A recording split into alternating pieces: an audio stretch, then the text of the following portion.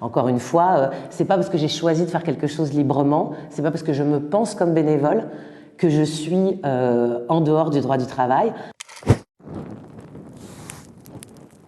Je suis Maud Simonet, je suis directrice de recherche au CNRS en sociologie à l'Université de Nanterre et je suis sociologue du travail et plutôt des formes de travail invisible, travail gratuit et notamment du travail bénévole sur lequel j'ai travaillé pendant des années.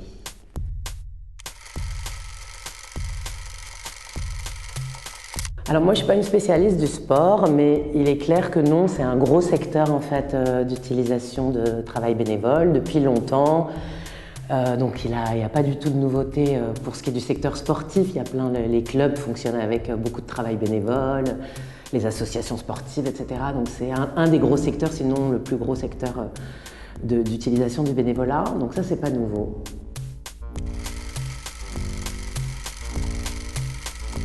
Sur les Jeux Olympiques, en fait, c'est pas nouveau non plus parce que, bon, voilà, encore une fois, je suis pas spécialiste, mais il y a eu des travaux, notamment ceux de Sébastien Floriel, qui ont porté sur les Jeux d'Athènes, par exemple, et qui montraient toute l'importance de la présence et du discours aussi autour du bénévolat, comme au cœur de l'esprit sportif, au cœur de l'événement, etc. Donc c'est pas du tout nouveau qu'on ait une mobilisation et sans doute même de telle ampleur du bénévolat dans le cadre de Jeux Olympiques. Ce qui semble assez nouveau pour moi, en tout cas, c'est la codification, en fait, et l'institutionnalisation en fait de ce travail à l'intérieur des Jeux Olympiques et peut-être, on pourrait même dire, l'institutionnalisation d'une forme de travail dissimulé à l'intérieur des Jeux Olympiques. Je vais m'expliquer. Pourquoi je parle de travail dissimulé? Parce qu'on aime bien penser avec l'idée qu'il y aurait le vrai bénévolat et puis qu'il y aurait des abus du faux bénévolat qui serait donc du travail dissimulé. En réalité, c'est un tout petit peu plus compliqué que ça parce que on a une définition de ce que c'est que le travail salarié en France, qui est une définition hyper objective en fait, c'est-à-dire qui permet de requalifier des situations en travail salarié. Cette définition-là, elle repose sur une notion qui est celle de subordination. Si on peut montrer qu'il y a subordination dans le cadre d'une activité, alors on doit la requalifier en contrat de travail.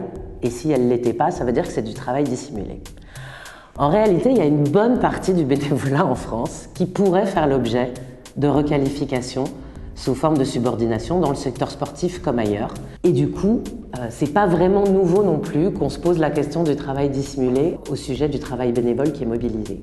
Ce qui est nouveau là, c'est la manière dont, à travers la charte du volontariat d'abord, et puis ensuite à travers le guide qui a été publié par le ministère sur le bon usage du bénévolat pendant des événements, on a une forme d'institutionnalisation de ce recours en fait au travail bénévole, bien en deçà des critères qui sont posés par le droit, avec des choses qui sont assez surprenantes en fait au regard de ce qu'est la définition juridique de la subordination.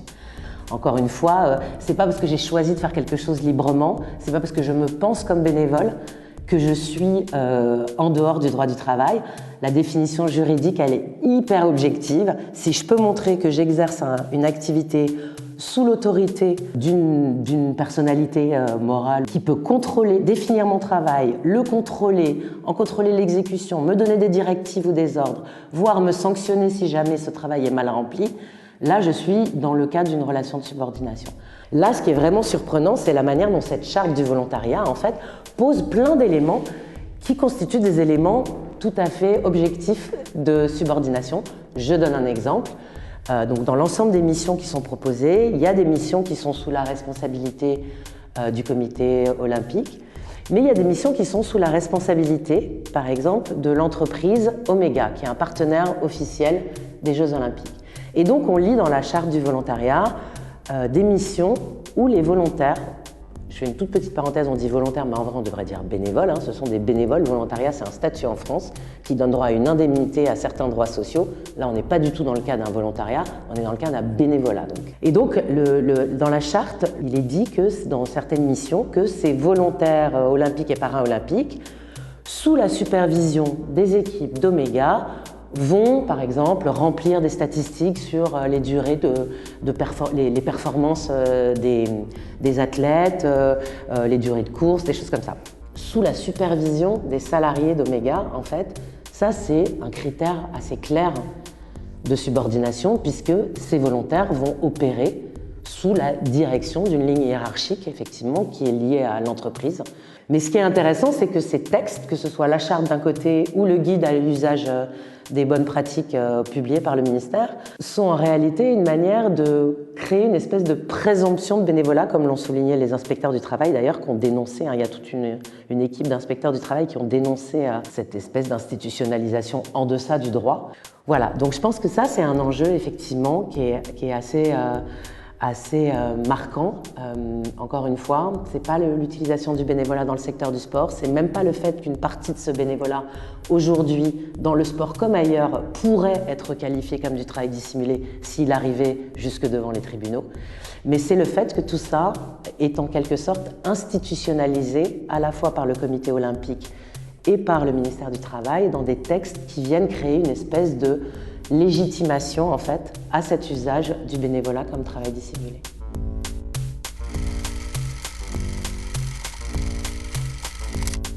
Moi je serais très curieuse de voir ça, je serais même très intéressée parce que ce que ferait le tribunal, c'est de repérer donc des faisceaux d'indices de subordination. Donc exactement si je reprends la définition que j'évoquais tout à l'heure, repérer si ce travail a été exécuté avec des directives, sous des ordres, que son exécution a été contrôlée et qu'éventuellement il y a eu des sanctions si jamais ça n'a pas été fait.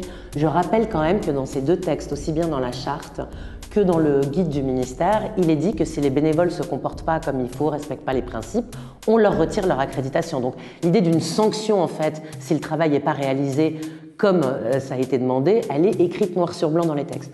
Donc ce que ferait le juge en fait, c'est que le juge regarderait donc l'activité, la manière dont a été exercée l'activité de ce bénévole ou ces bénévoles qui passeraient devant le tribunal et chercherait des indices de subordination.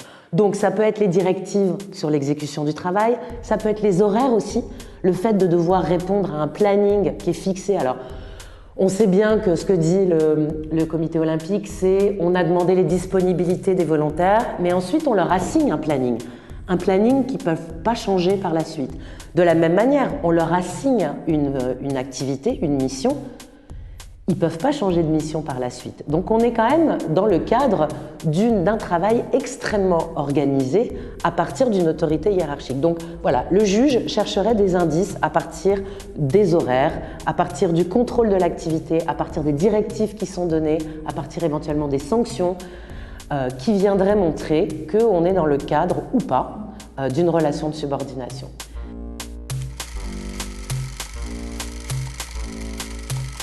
Alors, normalement, donc, si on n'est pas dans le cadre d'une relation de subordination, ça ne veut pas dire qu'on ne doit pas s'engager à être là, mais on peut pas être, normalement, on ne peut pas être sanctionné de ne pas avoir exercé le travail comme il se doit. Il est inscrit aussi bien dans la charte que dans le guide du ministère qu'on peut tout à fait retirer l'accréditation aux bénévoles s'ils n'exercent pas, s'ils ne respectent pas certaines valeurs ou s'ils n'exercent pas leur mission dans les conditions qui auront été définies.